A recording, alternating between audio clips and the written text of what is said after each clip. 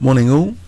The idea of an opening collection seems to have gone down well from yesterday, so I thought I'd do another one today for the Sicilian Dragon.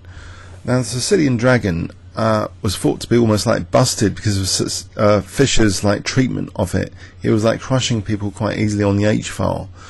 But it's had some resurgence, and some very, very strong FIDE Ret players have been playing it in recent years.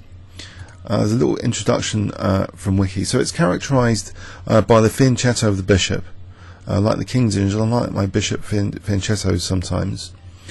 So it was invented by the German master Louis Paulsen around 1880. Frequently played by Henry Bird. Received acceptance around 1900 when Harry Nelson Pillsbury and other masters used it. Okay, and it was the name Dragon was coined apparently by the Russian chess master and amateur astronomer Fyodor Chotymirsky, who noted the resemblance of Black's kingside pawn structure to the constellation Draco. So that's quite fascinating. So here's a selection of videos which I might add to later.